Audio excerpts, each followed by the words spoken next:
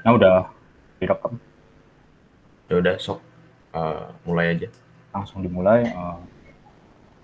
Kami dari kelompok 7. Pertama, nama saya Ganjar dan rekan saya Muhammad Ryan Akbar akan menjelaskan tugas besar tahap kedua pembelajaran mesin kami.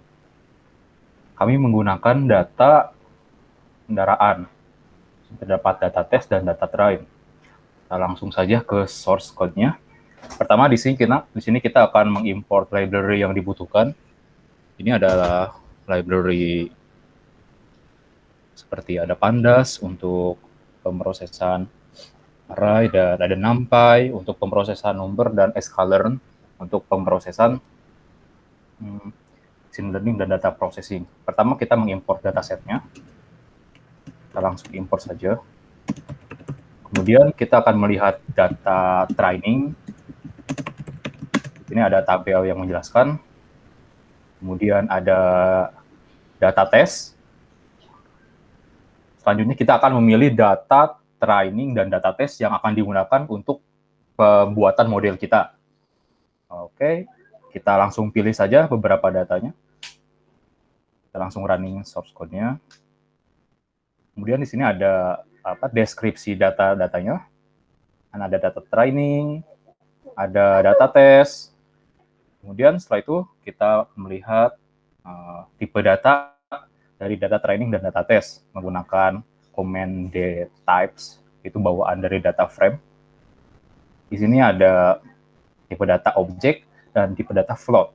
Di sini terdapat tipe data objek di mana itu tidak baik untuk melakukan untuk untuk pemodelan suatu data.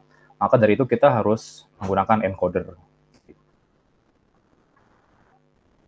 Selanjutnya kita akan melihat data-data yang unik untuk mengidentifikasi setiap kolom data yang akan digunakan dan jenis encoding yang tepat.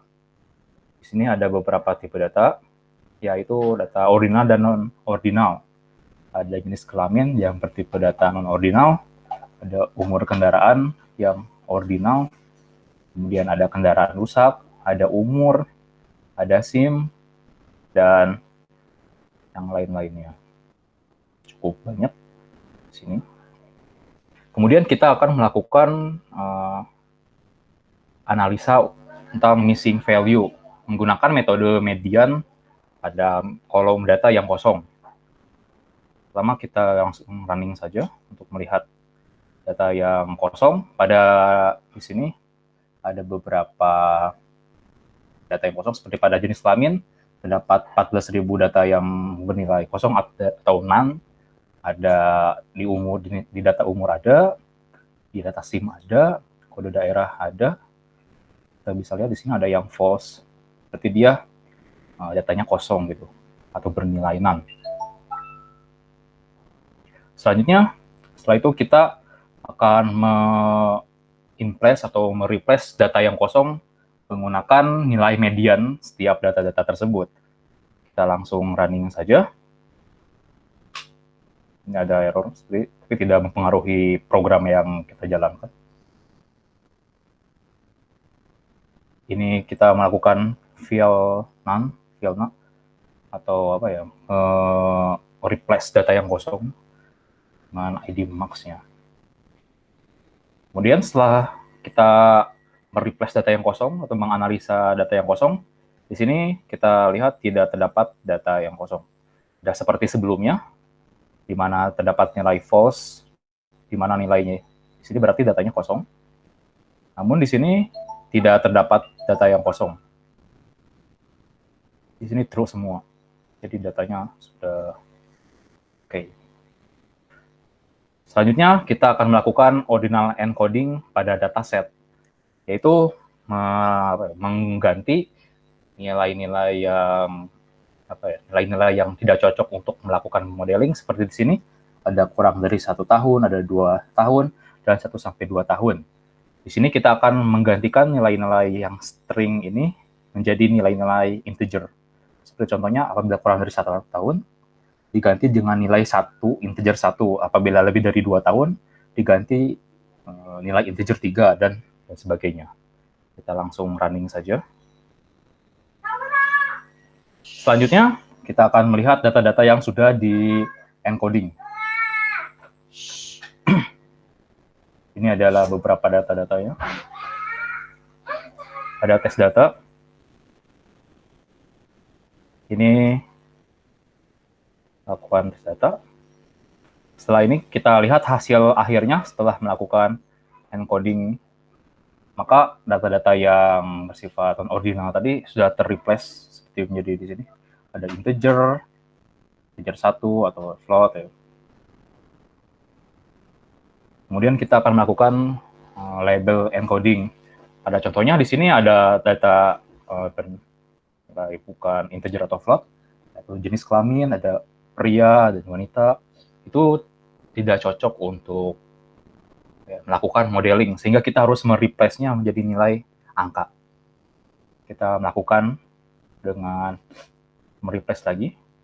Apabila di sini pria berubah menjadi 0 dan wanita berubah menjadi 1. Setelah melakukan labeling encoding, kita lihat di sini jenis kelaminnya wanita menjadi 1 dan pria menjadi 0. Dan di data trainingnya juga sama. Setelah melakukan label encoding, kita akan mendeskripsikan statistik data yang diberikan atau yang sudah kita data pre-processing sebelumnya.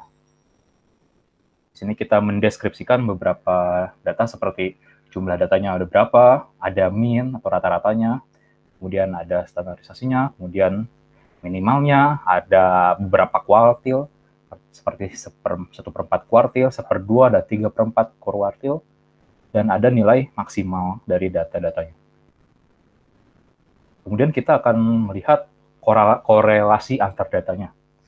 Seperti di sini jenis kelamin, ada jenis kelamin, ada daerah, dan lain sebagainya.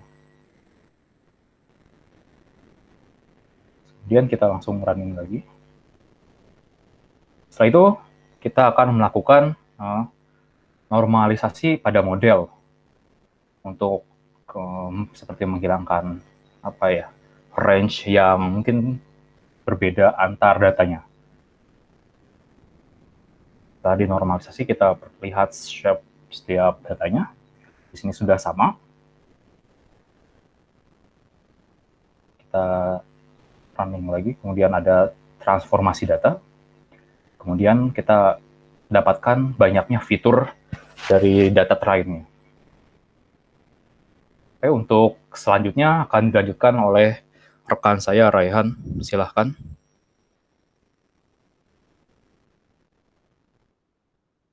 Ya, saya akan melanjutkan penjelasan daripada yang sebelumnya sudah dilakukan oleh Ganjar ya. Jadi di sini kita akan fokus pada modelingnya, yaitu bagaimana kita melakukan yang namanya modeling pada data yang tadi sudah di cleansing dan juga sudah dilakukan pre-processing. Tujuan daripada modeling sendiri ini yaitu sudah jelas, yaitu kita ingin membuat sebuah model machine learning yang mana model ini mampu memprediksi apakah pelanggan akan membeli kendaraan baru atau tidak dari data yang sudah ada dan tadi sudah di processing. Nah, untuk modelnya sendiri di sini kita akan menggunakan dua, yaitu kita akan membandingkan performa yang ditunjukkan oleh model yang menggunakan jaringan saraf tiruan atau artificial neural network dan juga yang menggunakan random forest classifier. Jadi tree based model dan juga ini namanya multi-layer perceptron. Nah, kenapa kita menggunakan random forest dan jaringan saraf tiruan? Karena pada implementasinya dua algoritma ini memang mampu bekerja secara cukup maksimal dan memberikan hasil yang cukup baik. Bagaimana kita membuktikannya? Kita akan buktikan di modeling. Nah, pertama kita akan melakukannya dengan menggunakan jaringan saraf tiruan. Tadi library-nya sudah diimport. Nah, di sini kita akan menggunakan solver Adam dengan layer size-nya itu 15. Layer size-nya 15, dan di sini kita akan menggunakan tiap layer itu kurang lebih sekitar satu neural network, tapi dilapisi 15 ya. Nah, di sini sudah ada ininya, sudah ada keterangan daripada bagaimana nantinya ini akan bekerja, dan learning rate-nya akan konstan ya. Kemudian setelah kita jalankan di data validasi, kita akan mendapatkan akurasi 0,87%, dan juga kalau kita jalankan di data tes itu jaringan saraf tiruan ini akan mendapatkan juga akurasi 87%. Kita akan coba running untuk melihat bagaimana performanya.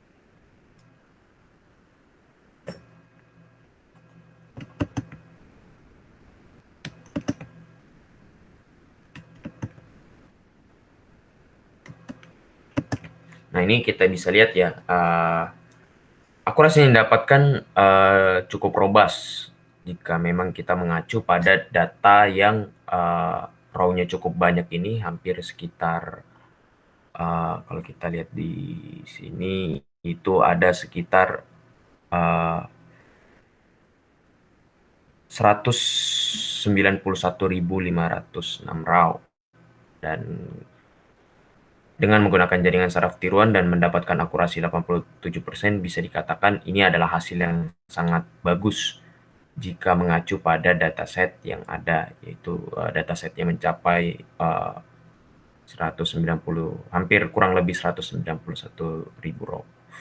Nah, kemudian kita akan melihat bagaimana algoritma ini bekerja ketika menggunakan random forest classifier. Nah, kita mungkin bertanya, kenapa menggunakan random forest daripada decision tree?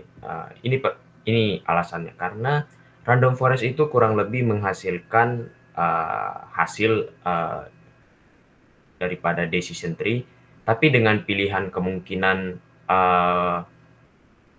pilihannya itu dia jauh lebih banyak kalau menggunakan random forest. Jadi ketika menggunakan decision tree, misalkan dari hasil terus kemudian dicabangkan, itu mungkin dari situ percabangannya dari situ kemudian ada percabangan lagi, baru kemudian ada percabangan baru lagi. Tapi kalau random forest, sebelum dia ke percabangan baru, dia akan membuat percabangan lagi ke percabangan lagi dari dataset yang ada, baru kemudian membuat percabangan yang baru untuk dataset atau raw yang barunya ya.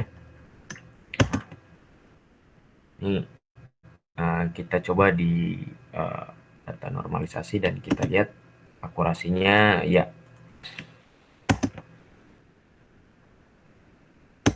Nah, akurasi yang didapatkan ini cukup bagus ya, 0,86, hanya berbeda 1% jika menggunakan jaringan saraf tiruan. Dan ini adalah model yang bekerja pada data yang sudah dinormalisasi. Nah, kenapa kita melakukan normalisasi data? Mungkin ada pertanyaan seperti itu.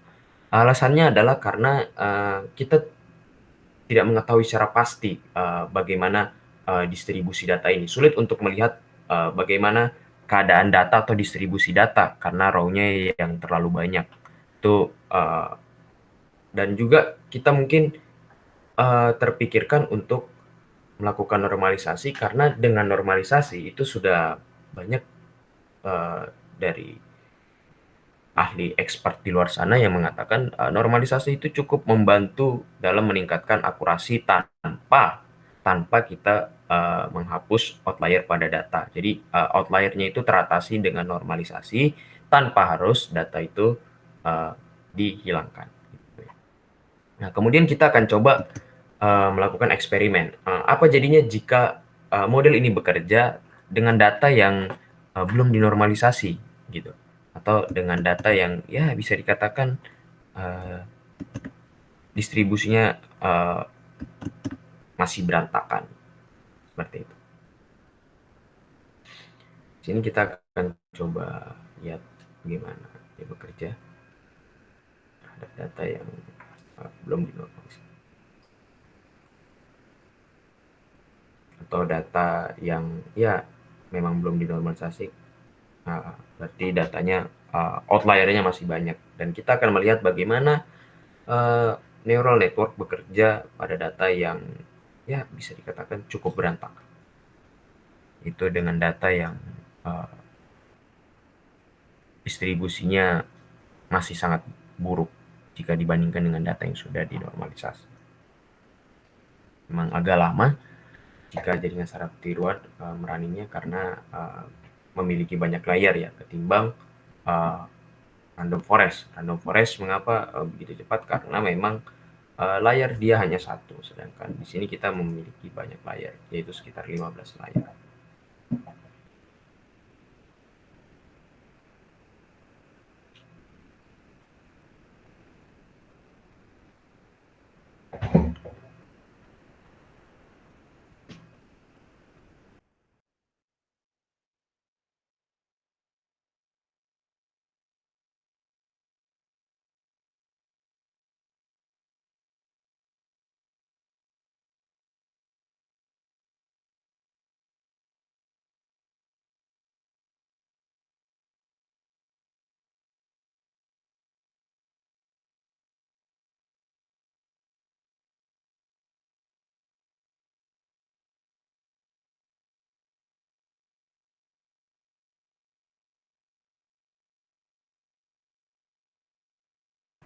Ini sudah ya. Pada kita juga melihat bagaimana ini sedikit memakan waktu pada data yang belum dinormalisasi, karena memang neural network lebih harus menyesuaikan lagi pada data yang distribusinya masih jauh lebih berantakan. Sekarang mari kita lihat bagaimana akurasinya. Ya, akurasinya sedikit menurun, tapi masih baik, masih di angka 87%, namun hanya menurun sekitar 0,0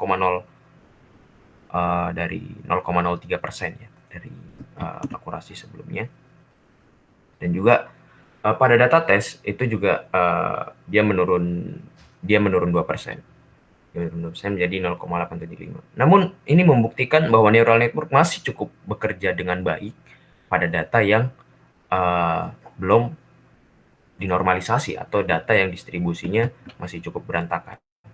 Sekarang kita lihat bagaimana random forest bekerja pada data yang serupa ya. Dan oh iya, saya lupa menginformasikan bahwa random forest ini menggunakan 100N estimator. Apa yang dimaksud dengan estimator? Estimator itu adalah dalam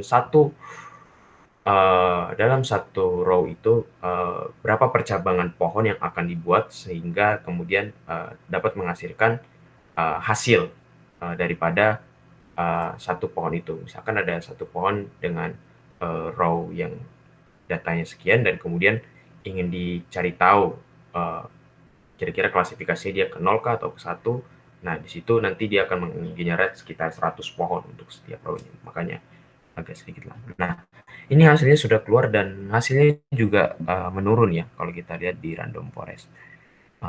Jika dibandingkan ini, meskipun menurunnya tidaklah terlalu mencolok gitu ya. Penurunannya tidak terlalu terlihat di sini. Saya tidak terlalu mencolok. Nah, dan juga penurunannya untuk di random forest itu hanya di validation ya, sedangkan di tes akurasinya dia cukup stabil. Nah, poinnya mungkin kita dapat menyimpulkan bahwa jaringan saraf tiruan bekerja lebih baik ketimbang random forest, sedikit lebih baik dan sedikit lebih stabil dari segi akurasi yang dihasilkan. Namun penting kita juga melihat di sini bahwa pentingnya sebuah data pre-processing mengoptimalkan sebuah akurasi. Sebagaimana kita melihat bahwa data yang dinormalisasi itu memberikan akurasi yang jauh lebih baik ketimbang data yang tidak dinormalisasi. Kita melihat meskipun perbedaan persentase akurasinya hanya berbeda 3 atau mungkin 2% ya, tapi kita melihat bahwa dalam sebuah model machine learning, sebuah data pre-processing merupakan hal yang krusial untuk kita dapat membangun sebuah model yang robust dan juga precise. Nah, dan juga mengapa kita menggunakan parametrik yaitu akurasi dan F1 score. Kenapa tidak menggunakan akurasi saja?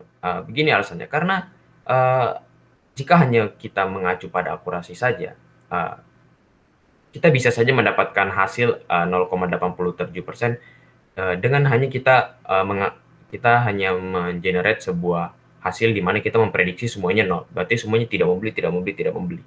Nah, hal yang seperti itu menimbulkan yang namanya bias variance, yaitu di mana sebuah data, maaf bukan bias variance, tapi variance error, di mana dia bekerja cukup baik, namun hasilnya itu tidak akan bekerja dengan baik jika nanti ada data baru di situ. Nah, itu yang akan terjadi jika kita hanya mengacu pada akurasi. Nah, disinilah peran yang dibawakan oleh F1 score, yaitu bagaimana F1 score ini menyeimbangkan hasil di mana model ini memprediksi secara baik dan juga memprediksi, maksudnya memprediksi dengan benar dan benar, memprediksi dengan benar namun salah, dan dia memprediksi salah namun benar, dan juga dia memprediksi salah dan itu salah. Nah, itu. Dan F1 score ini yang menyeimbangkannya, dan jika validation akurasi dan F1 score ini berimbang, maka bisa dipastikan model itu bekerja cukup stabil pada data. Saya kira itu yang dapat kami presentasikan. Terima kasih. Kurang lebihnya mohon maaf. Selamat sore dan assalamualaikum warahmatullahi wabarakatuh.